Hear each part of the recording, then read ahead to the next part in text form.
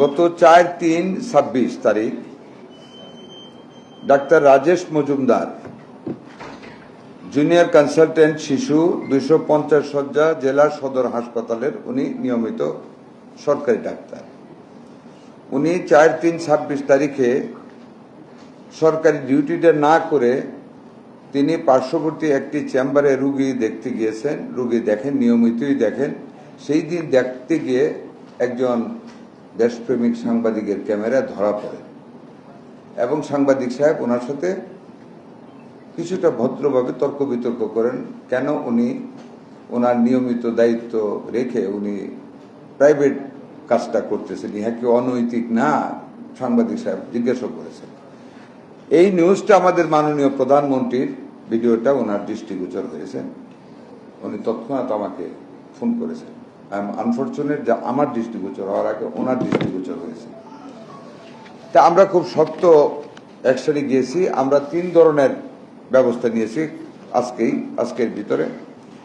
একটা হলো, আমরা শুধু ওনাকে বরখাস্ত করার লক্ষ্যে শোকজ নোটিশ করিনি, কারণ এতে উনি প্রাইভেট প্র্যাকটিসও করতে পারবে, টাকা কামাইতে পারবে। আমরা এইসব লাইনে যারা আমরা সরকারি সুযোগ সুবিধা নিয়ে সরকারের পক্ষ থেকে জনগণকে সেবা দেওয়ার মানুষে নিয়োজিত হয়ে ওই কাজটা ছেড়ে যারা ব্যক্তি স্বার্থে আমরা অন্যত্র কোনো কিছুতে নিয়োজিত হই, এটা অনেক শাস্তিযোগ্য অপরাধ। সেই লক্ষ্যে আমরা যতটুকু করণীয় আইন অনুযায়ী আমরা ততটুকুনি অগ্রসর হয়েছি ওনার ব্যাপারে, যাতে এটা এক্সাম্পল হইতে। একটা নোটিশ দেওয়া হয়েছে গতকালই ওই হাসপাতাল কর্তৃপক্ষ থেকে ওনাকে।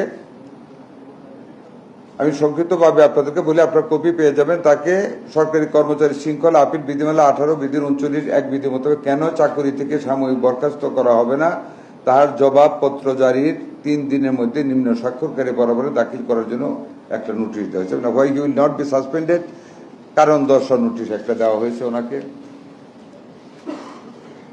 আরেকটা যেটা আমরা নতুন দিলাম, it will be great threat for them. ওনাকে 6 মাসের জন্য ওনার লাইসেন্স স্থগিত করা হয়েছে। প্র্যাকটিস করতে পারবে, he won't be able to do any practice for 6 months. License স্থগিত করা হয়েছে, নেভার, উনি পারবেন না করা। হ্যাঁ, no, he is no more the চিকিৎসক, because he has no license, সুতরাং তার কোনো চিকিৎসা করতে পারবে না।